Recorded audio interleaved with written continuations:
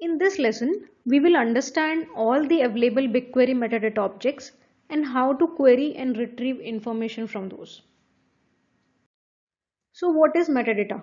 Data about data, right?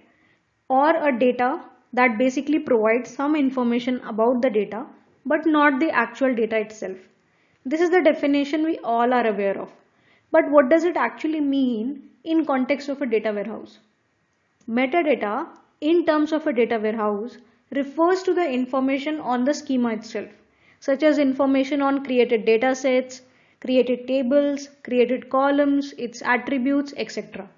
It also holds all the other information on the other functional objects of the database, such as views, routines, functions, etc., and operational aspects as well, like usage, streaming details, access control, storage details, physical implementation of the database, and so much more.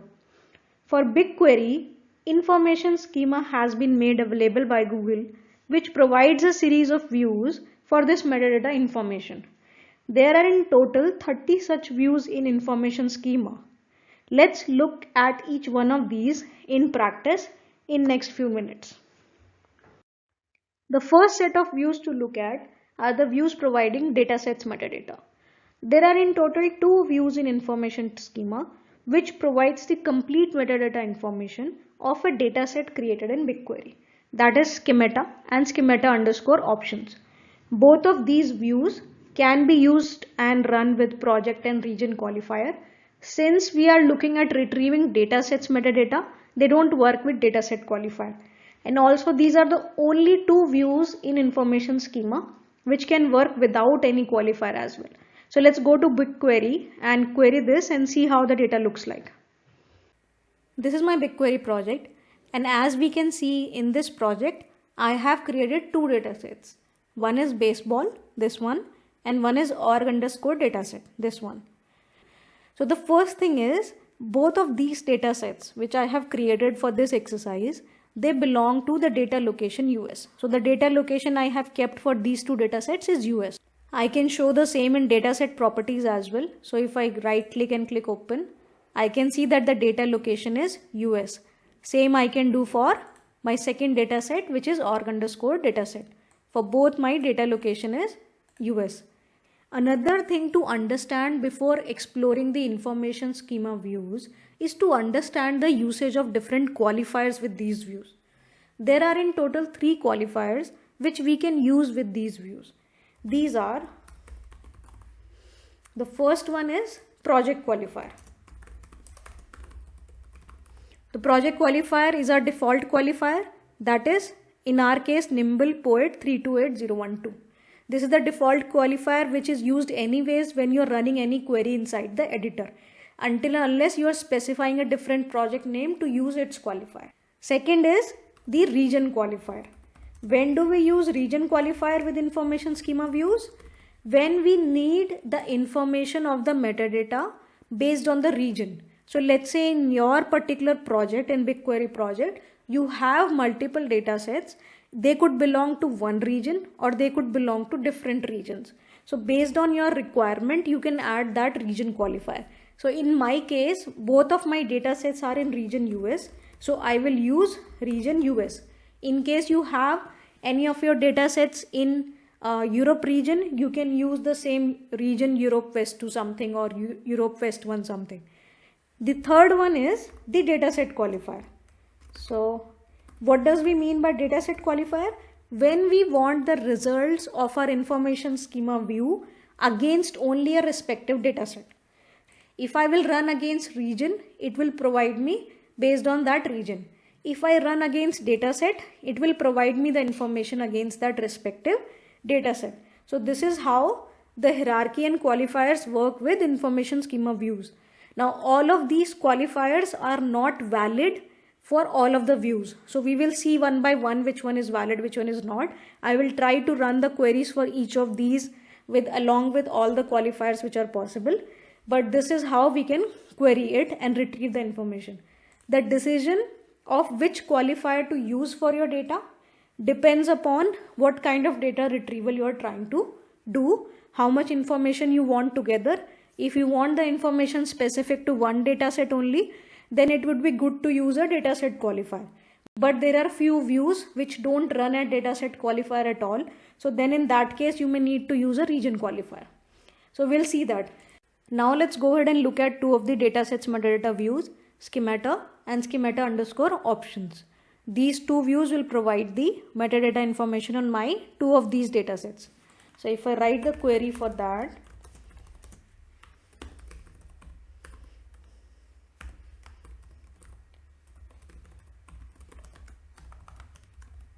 so first I will see the information provided by schemata.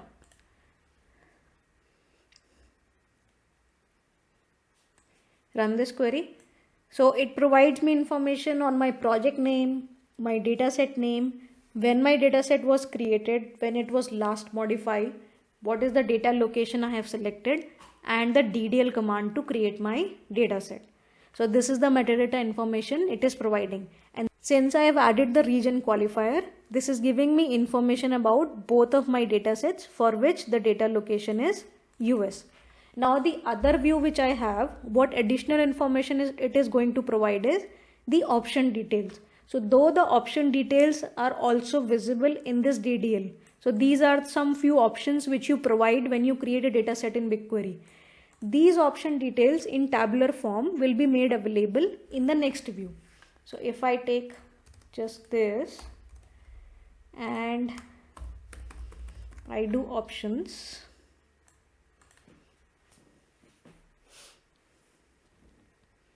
then I can see those same options in tabular form.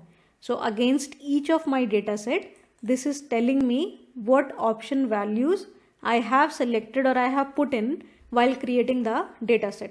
So like the default table expiration days for org dataset has been kept at 25, but for baseball I have kept it 15. So these are the 4 or 5 options which are available when we specify that. So one specific thing to note for these two views is, since they are providing the dataset metadata information, they don't work at dataset qualifier level. So you can either use them with project or region qualifier level. Okay. The next set of views to look at is the views providing table metadata information. So we have again two views in information schema which provides the complete metadata information on tables. One is tables, one is table underscore options. Both of these views can be used with all the three qualifiers which we have available. Let's go ahead and look it in practical. Back to BigQuery. Now let's look at table metadata views. So if I go ahead and query, let me just copy this, take it here and type tables. So if I run this, this will give me metadata information of all the tables in my project which belongs to region US. So as I can see, it has given me for table schedules, writers, balances, org table, all the tables I have. So if I expand this on the left hand side, so these are the tables I have in my dataset. And if we look at the information it is providing me the project name, dataset name, respective table name, the type of table it has created, when the table has been created, and a complete DDL command of the created table. If I run the second view, which is table underscore options, that will give me the metadata information of these tables, but in terms of the options which are specified on this table. So similar to data sets, we also specify multiple options on table, such as whether we are specifying any partitioning on that table, or we are specifying any description, or we can specify any labels. So whatever option we specify against that table, that particular metadata information can be retrieved from this second view. So as we can see in the results as well, I can see the option values which are specified on two of my tables in my data sets. So whichever table has any option specified, those values will come through this metadata view. Since these views are for table metadata information, they can be used with the respective dataset qualifier as well. So if I take this and I provide the dataset qualifier, let's say baseball dataset for both of these, and I run it,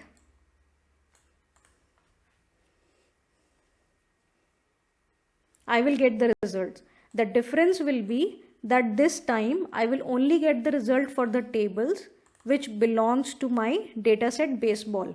So I did not get the result for the tables which belong to org_dataset when I use the dataset qualifier. When I was using the region qualifier, because both of these datasets are in same region, I was getting the results of all the tables together. So I prefer to use region qualifier because I can get the entire information in one select clause. But if you have a specific requirement to get it for a specific dataset to which you have access to, then you can use the dataset qualifier as well. Similar is the case which will work for table options as well. So if I run this, so I can see the table options for this. Since any of my tables in org dataset does not have table option, if I replace it with org dataset, I will not get any information. So if I do this, I will get no results. The next set of views to look at is the views which provide columns metadata information of a table in BigQuery. So we have in total again two views for this. One is columns and one is column field paths. Both of these provide different kind of metadata information for all the columns which exist in a table. Both of these views can also be used with all the three qualifiers. Let's look at how to query these. Back to BQ. Now let's query for column metadata. Let me just copy this and change this.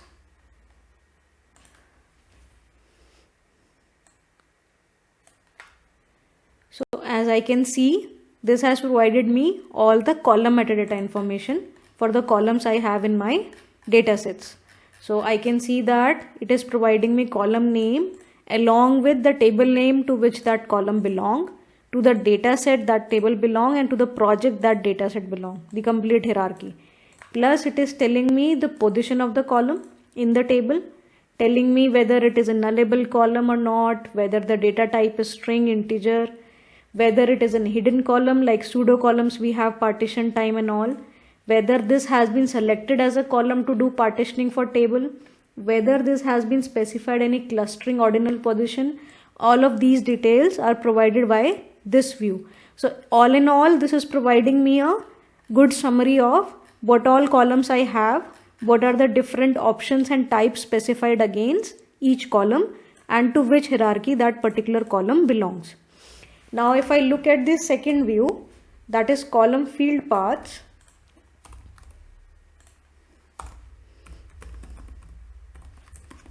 and run it,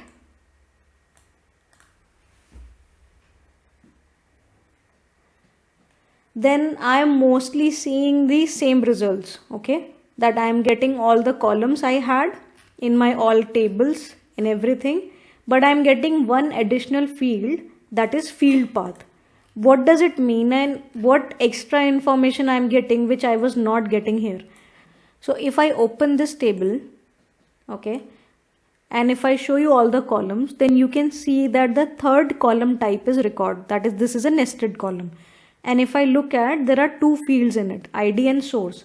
So if I search for this specific column in my metadata, in my first table, so if I do is, let's say table name equals to writers, then my first metadata view, which is columns, that is providing me that there are three columns. One is ID, one is name, and one is transaction, that is the nested record column. But it is not providing me the information of the rest two columns as a column. It is giving me in the structure data type. If I want that information as a column, I can get that information in field paths. So if I provide the same filter in my second query and I run this, then I get all the columns detail in field path separately. So I get that in total I have 5 columns in which transaction is my nested column, and then these ID and source are of data type string, but their field path has transaction.id, which tells me that this is a nested column. So if we want the metadata information of nested records separately in each row for each column details, then column field path suits best. Otherwise, we have all the respective information in the column view. So I can now remove this.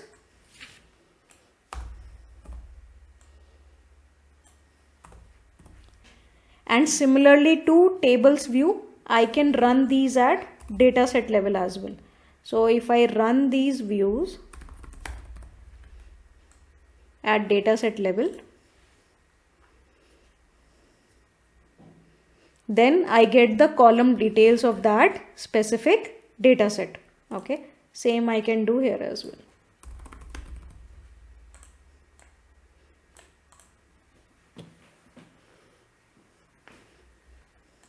This is how we retrieve the metadata for columns. The next set of information schema objects to look at are the ones which are providing the metadata information of views created in BigQuery. There are in total 3 objects which provides this information. One is information schema.views, one is information schema.tables, and information schema.table_options. Tables and table_options. We have seen both of these when we were querying for table metadata, but they also contain some information on views metadata, which we will look at when we will query them. Again, all of these 3 views can work with all the 3 qualifiers which are available for information schema objects. Let's go ahead and query this.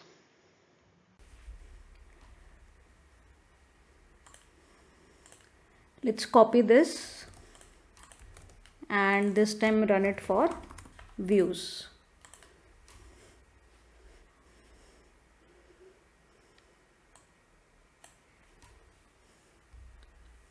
So when I run this, I can see that it has provided me information on my view which is created in my dataset.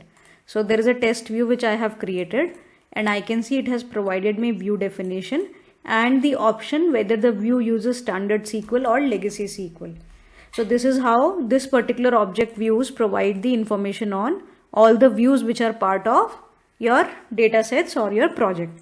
Now coming to other 2 tables which we used in table metadata. If we take this, what is the significance of these tables when we talk about metadata? I mean, we have this views option. Why we want to use tables and table_option for views metadata? So there are few times when you may need to use these. So if I provide this, if I provide the table name as my view name and I query this,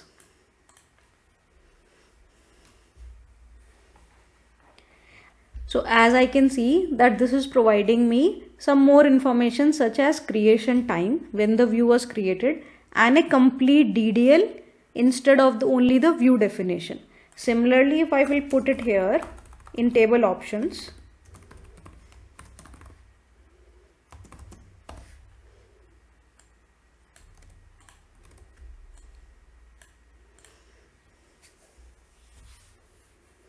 then I am getting the option values which are specified on my view. So I have specified an option of when my view is getting expired, and that option value I can see in table_options. Why we are getting views metadata in tables?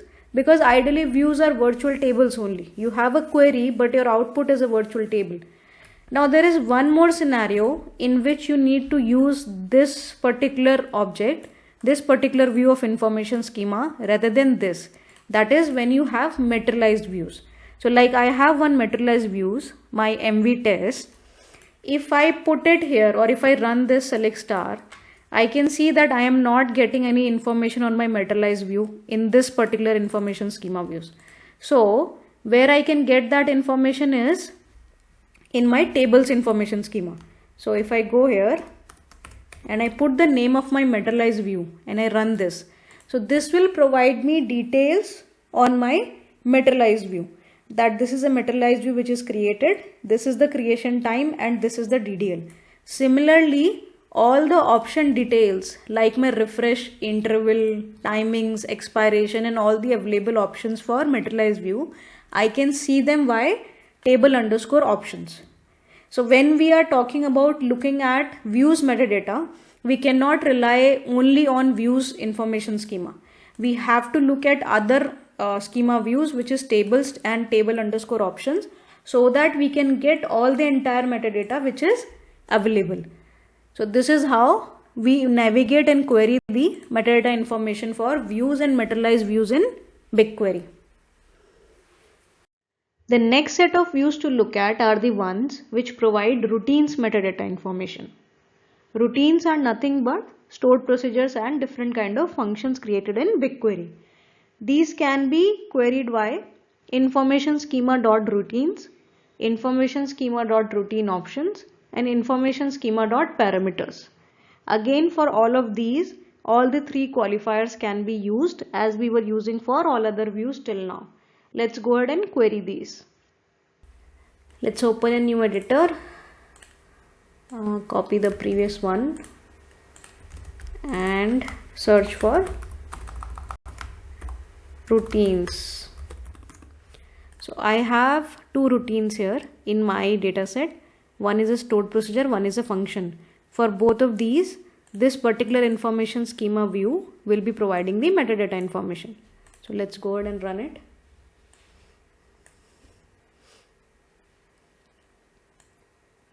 So this has provided me information on name of my routine, that is my procedure and function.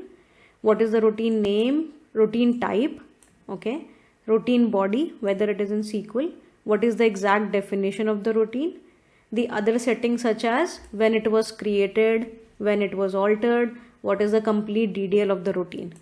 Similarly, if I go ahead for routine options, I will get further detail on the options which has been specified on these routines. So similar to table options and the other settings, dataset options, there are option values which can be specified on routines as well. So the metadata of those values can be collected with information schema view routine underscore options. So as we can see here, for my stored procedure, I have an option value of description. Similarly, for my function, I have an option value of description. Now the third one which we have, which provide information on routines, is the parameters. So whether we are using a stored procedure or we are using a function, if we want to see metadata on parameters specifically listed down separately in each row, then we can use information schema.parameters. So as we can see that this stored procedure has two parameters. What is the parameter mode? What is the parameter position? What is the parameter data type? It provides the entire information. But my function has only one parameter, so the metadata is providing me only one parameter metadata information. So this is how the information can be displayed for all the procedures and functions. The same information of parameters which we are seeing here is also available in the routines information schema view. The only difference is that it is available in the data definition language. So we can see our parameters in the definition of the stored procedure or the function in this particular view. But if we want a separate row on each of these parameters, then we can use this information schema.parameters. But the information is same, what is mentioned in this and what is mentioned in this. The only difference is how it is displayed. Okay. The next set of views to look at are the ones which provides the metadata information about the data which is being streamed into BigQuery, which is coming from streaming pipelines. There are in total 3 views in information schema which provides this information. Ideally, they are just one as they provide a similar kind of information, but the levels at which the information is provided differs. So if I talk about streaming timeline by project, this will provide you the metadata information of streaming at a project level. If I talk about streaming timeline by folder, this will provide it at a folder level. And if I talk about timeline by organization, this will provide at an organization level. In these views, we can work with project and region qualifier, but they do not work with dataset qualifier. Let's go ahead and query these. Let's open a new editor. I will again copy this and we'll go for streaming timeline by project. Okay, so when I do that, this will give me metadata information at my project level. That is this, the name ID is Nimble Poet this. So if I run this, then it is telling me that I have one table in my baseball dataset known as stream table, and this table I am getting streaming data. The total number of streaming requests which I have received so far is 10, and total number of rows I have received is 10, and total bytes I have inputted is 940. If any time there has been some error because of which that data has not been streamed into, then those error codes will also be displayed here in this metadata. So this is useful in terms when you want to analyze the details of your streaming data coming into BigQuery. Now this I have run streaming timeline by project. Now I have two more. One is streaming timeline by folder and another is streaming timeline by organization. What will happen if I will try to run those? They will not work for me here. The reason is I don't have that setup. So what I have in my setup is directly projects. If you are working or using GCP inside an organization where you have an organization to select or you have different folders to select, maybe the folders are named as different environments, prod, non-prod, or they may be divided as per different teams. It could be an HR team, tech team, or different projects, how your resources are allocated. So when you have that kind of structure where you can make those selections and those options are available for you, then the other two views, streaming timeline by folder and streaming timeline by organization, will also work for you, and they will provide the information of all the streaming data which is coming in that entire folder and not just one BigQuery project. So if I will try to run it right now, that will not work for me, sir. So it will say that could not find folder for this. And if I try to run by organization,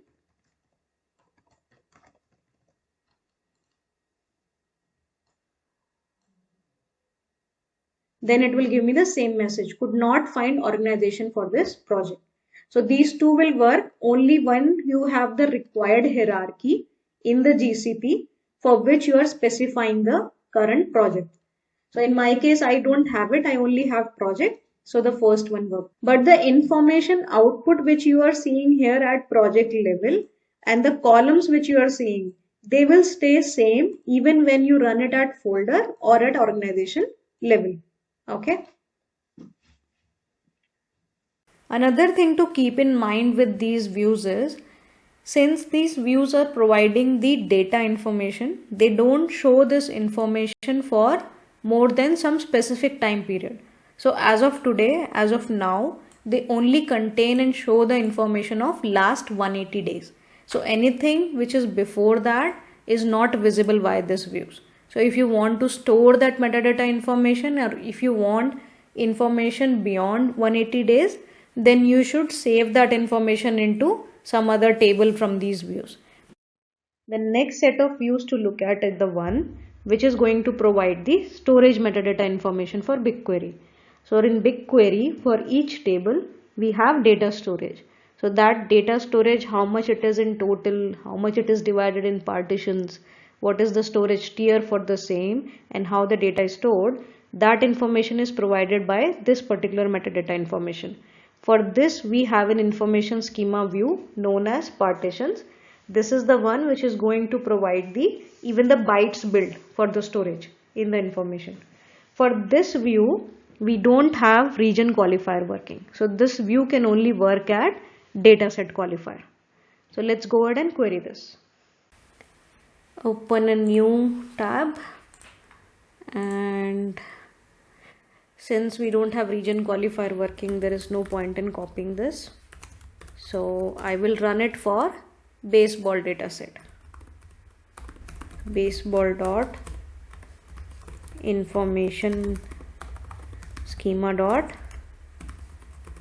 partitions. So if I run this,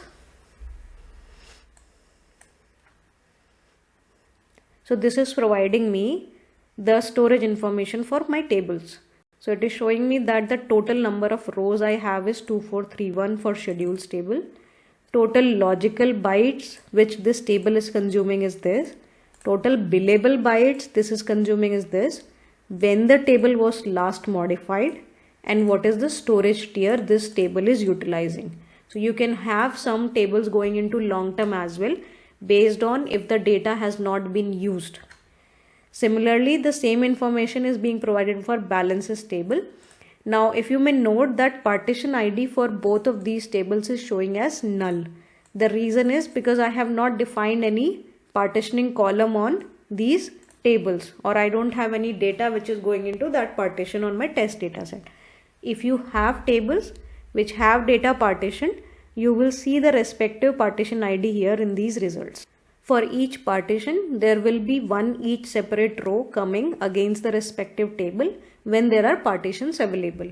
So if you want to know the size of the table as well, you can create a calculated column based on logical bytes that can provide you with the calculation conversion from bytes to GBs and can give you the total size of the table by this as well. So when we want to run it, we always have to run it at dataset level. That does not work with region level. So I ran it for my baseball dataset. I can also run this for my org dataset.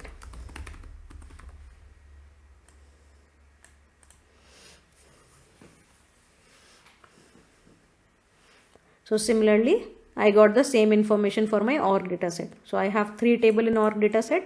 This is the number of rows in all these, and this is the number of bytes. All of these 3 are in active tier storage. So this is how we can get the storage information. The next set of views to look at is the ones which provide the security metadata. For this, we have information schema.object privileges. This view provides you information on specific dataset, table or view level, tells you what accesses has been provided in your respective BigQuery dataset. This view does not work with dataset qualifier. This only works with region qualifier. Let's go ahead and query the same. Let's open a new tab and we will write select star from region US dot information schema dot object privileges. Now if I will run it like this, this will not work because there is one additional condition for this view.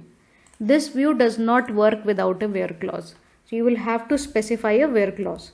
Now this where clause has to be taken care based on what kind of information you are retrieving. When you are retrieving the information at dataset level, then this where clause needs only object name. So you can provide the object name equals to name of your dataset. So let's provide baseball and I can run this. So this is my results. What basically it is telling me is that these are my objects. This is my object type. This is the privilege and permission it has on the schema, and this is the actual grantee which has that permission. So this is basically telling me the permissions applied on my respective dataset.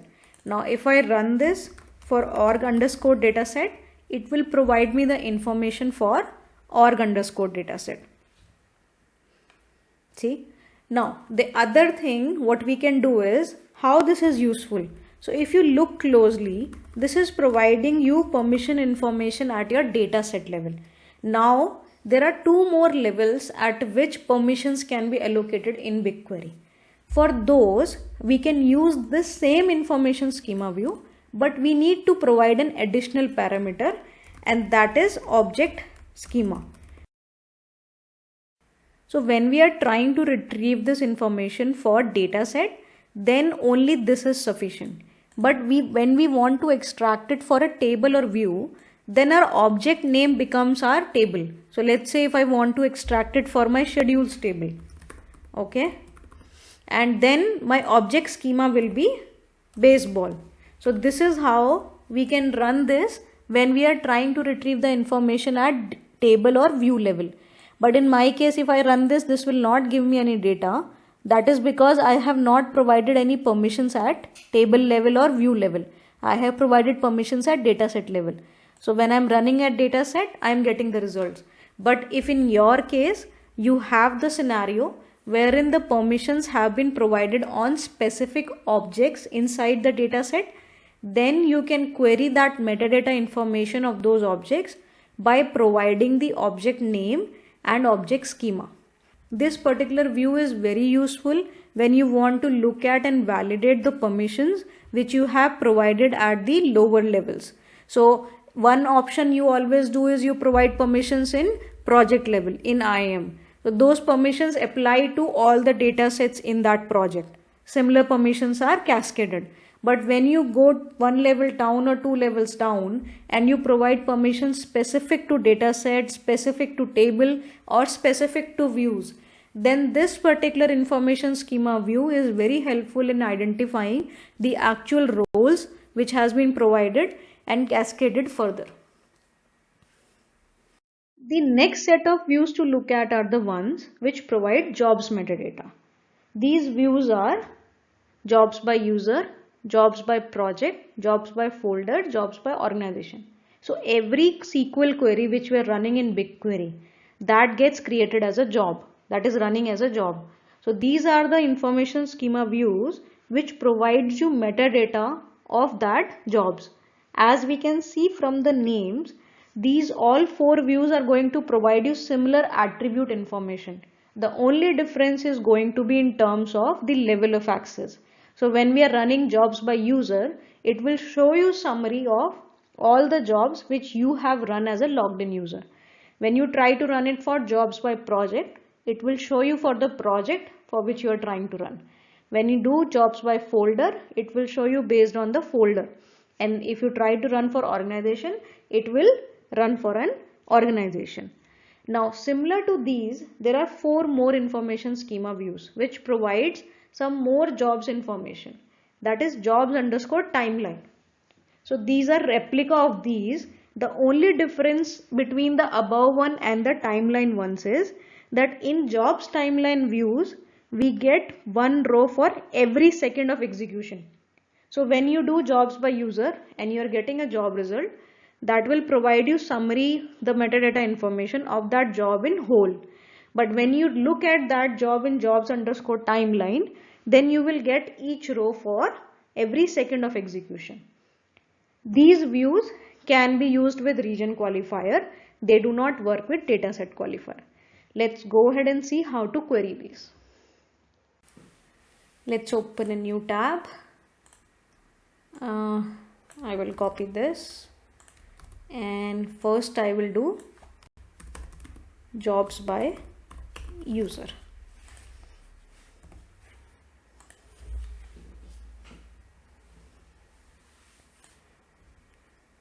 So when I run jobs by user, it is giving me metadata information of all the jobs which I have run, okay, with my user ID. So basically when you log in into console and you see this personal history of jobs, so these are all the jobs for which you will see the metadata information from this. So this will provide you your job creation time, project ID, your job ID, what query did you run, how much bytes that query process, how many slots millisecond that utilize, was it a cache hit, what was the destination IDs, what is the data set, and all the other information which you need from a job perspective. So job takes care of your slot alignment, your performance, your stages and everything. So all that information can be retrieved from this view. It will provide you in and out everything that has happened inside to get that job processed. Now for this similar, what I can do is I can try the jobs timeline by user. So if I do that and I put timeline, and I run this, then I can see how it is different from jobs by user ed. It is giving me, for if I pick, one single job, let's say if I pick this, okay, and I provide where job ID equals to this, then I will get multiple rows against this job ID for each second of its execution. So you can see that for this, when the period start date is this 18/20/07, it created one row with the job ID and it executed and processed all the main information which is required. Then at 18/20/08, next second, it again created a row with the same job ID and it kept the information of whatever is happening in this. So for the same job ID, I can get the metadata information in jobs by user as well and its jobs timeline by user as well. But when I need information from a perspective of that I want to see each second execution, then I should consider jobs timeline. Then when I want to do by time slices, that how my job is doing. Otherwise, if I want to look at an overall summary, what happened inside my job, how it was executed, what all summary and stages was used, then this gives you more than required information about your job. Okay. Similarly, we have 3 more comparative views for jobs, again at project level, folder level and organization level. So if I run those, let's run the project level first. So I will get the similar results. But if there are other users who are running queries in this project, this time when I'm running this, I will get the job summary of those people as well. So in my case right now only I am running because this is a test account. But in your case, when you're working inside an organization, you will have other folks also working on the same BigQuery project. Then you will see the summary of all of those jobs via this information schema view. Similarly, there is a timeline view for project as well. So what I can do is put project here and I can run this. Okay, so this is how the results are queried. Now we have 2 more levels, that is folder and organization. As I already mentioned before while we were doing the streaming metadata, that in my test setup I don't have folder or organization, I only have projects. So these 2 levels will not work for me. Even I will try to write it, this will run into error. But if in your setup you have a folder and you have an organization, then these query will work and provide you the jobs information at those levels. So if I put these, for me they will not work. The reason is it can't find any folder. I don't have any folder in my setup. And similarly for organization, I don't have any organization in my setup. But if you do have, then these will definitely work. Similarly, if I do for this, and similarly I do for organization.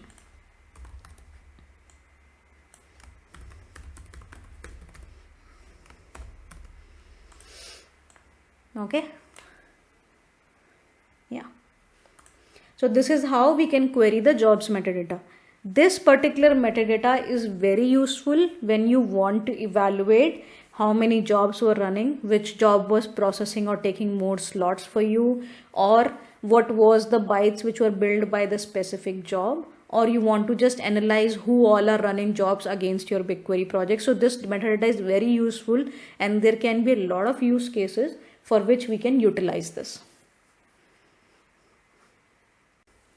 One specific example where these metadata is very useful is in case of materialized views.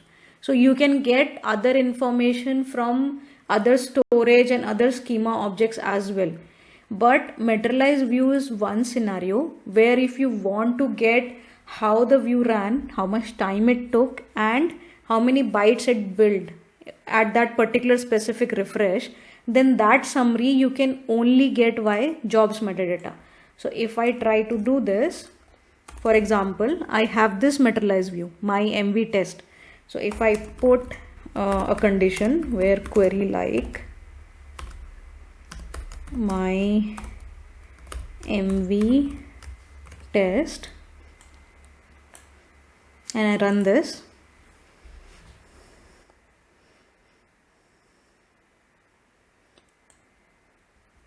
and then if I navigate through the results, so if I just took this over, so this is the summary. So this is where your materialized view is getting refreshed. So this is the only place in which you will find the refresh history. So in this you can see that how many bytes it processed and how many slots it took for the refresh. And just like streaming metadata views, this information is also stored for specific number of days. Right now that limit provided by Google is 180 days. So you can only get a job summary of last 180 days. You cannot get the summary beyond that. So if you want that summary or if you want to utilize that, then you should store it somewhere. The next set of views to look at are the ones which provide metadata information on reservations in BigQuery. So when we use a flat pricing model in BigQuery, at that time we have to purchase some committed slots and then we have to reserve them, create reservations for them and then assign them to GCP resources. For these, there are three information schema views which provide the metadata information of these reservations and assignments. That is reservations by project, assignments by project, capacity commitments by project. There are three more views in line with these three, which is reservation changes, assignment changes and capacity commitment changes. The difference between the above one and the lower one is that the top ones are the ones which contain only the information on current reservations, but the below three tells you about the information which has been deleted as well, but it also contains information only for last 41 days. All of these views can work with region qualifier. They do not work with datasets qualifier.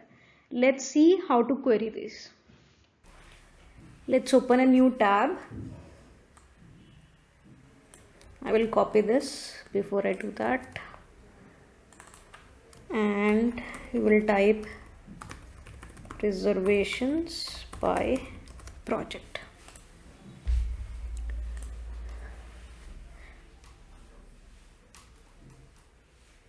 When I run this, I will not see any results. Similarly, if I run for assignments, I can copy this from above and can run for assignments by project. The query will work for me, but I will not get any data. And similarly for the last one, that is capacity commitments by project.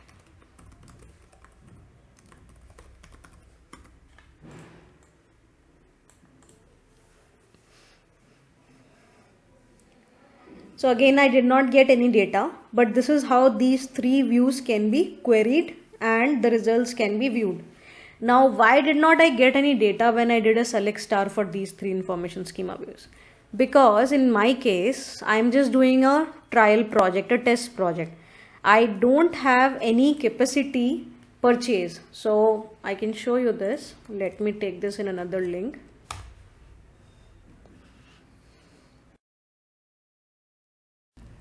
Now if I go to capacity management, so this is where you buy BigQuery slots when you want to take advantage of flat rate pricing. What happens is you make commitments for some slot, and this particular commitment metadata you will see when you run this information schema.capacity commitments by project. When after making those slots commitments, you create reservations for those slots, that metadata information is shown by this particular view, reservations by project. And in the last, when you assign those reservations to the resources, GCP resources, that becomes your assignment by projects view. Okay, so this happens, and you can only see this when you have actually that kind of workload and data, when you can buy slots. If you don't have this, or you are using on-demand pricing, then these three views will not provide you any data. All of these views will give you information about the current reservation assignments and capacity commitments. So whatever is your allocation at that moment, at that particular time, that results will be provided through these information schema views. If you want to see a history, or if you want to see the previous changes, let's say you have some other commitments previously and you improved it, or you have some other assignments but you have changed your assignments recently, then those records cannot be accessed by these metadata views. Then we have to use the change views. So for each one of this, there is a view which tells you the change details as well. So let me just copy this.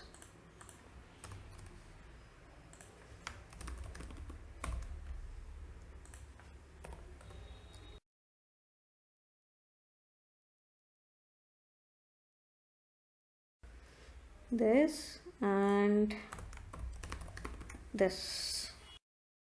I can run it the same way as I was running the main views. So the query will work similarly. The only difference it will be that it will be showing you the changes which you have made in reservation. Now for these views as well, the one which tells you the change details, they have a limit. They do not store data for more than 41 days. As of today, that is the limit, 41 days. So if you want any information previous to that, you will not get it from these views, but it will show you the changes which has been done in last 41 days. Okay, so this is how we can query the metadata information for reservations in BigQuery.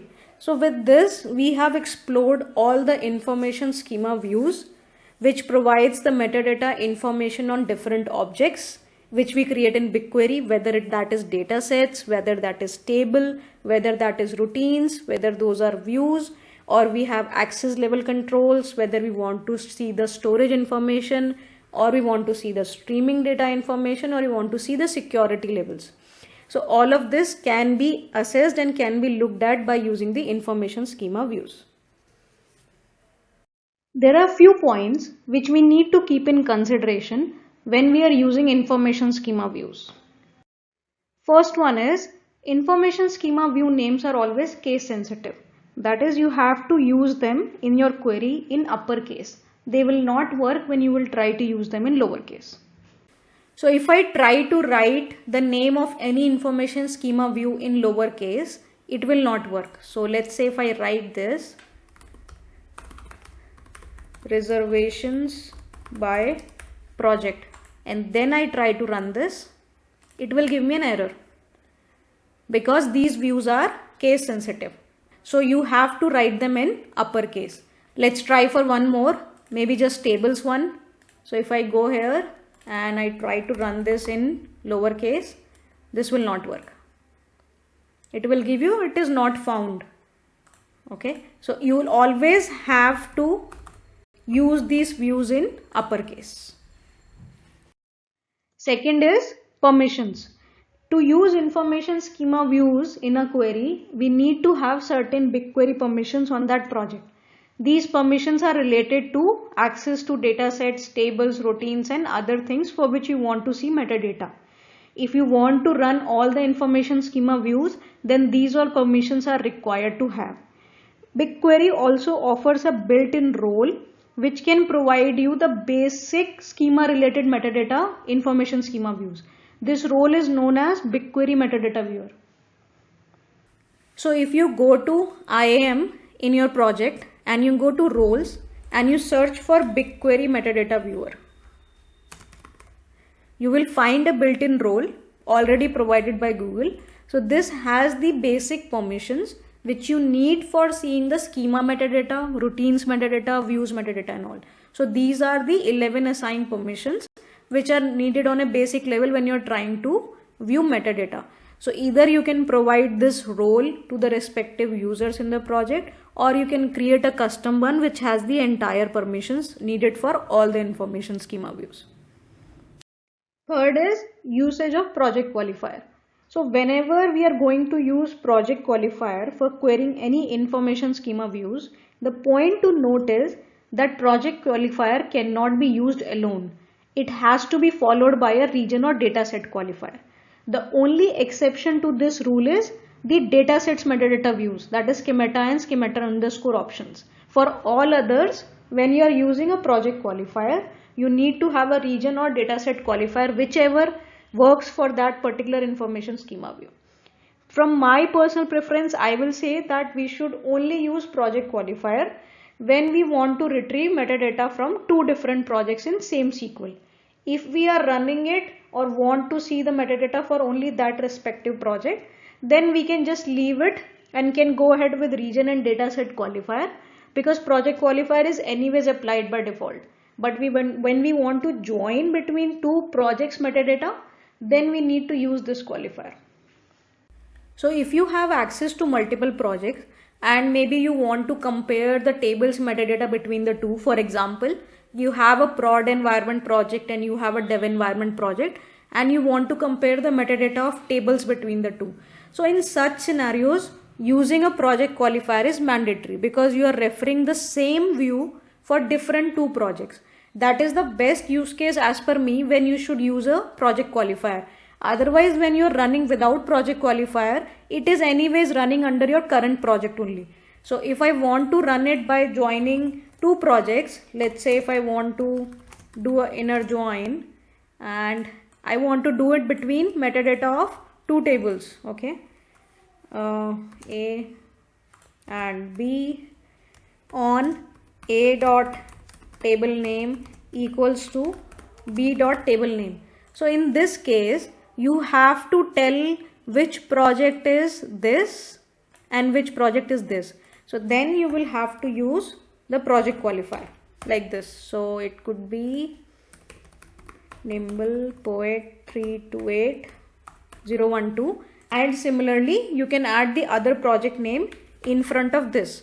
So maybe if other project name is Eagle Poet 45678 for an example, then to get a join between these two projects metadata, this is how you can join them.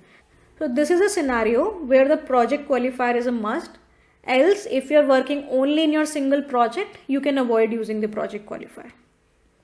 The fourth point is cost. So what are the cost implications of using information schema views? BigQuery does not charge us for storage of information schema views. It only charges for data processing. When we have a on-demand pricing model in BigQuery, then every query which we are running against information schema views, it will incur a minimum of 10 MB data processing charge. If we have a flat rate pricing, then the query run will be consuming our purchased BigQuery slots.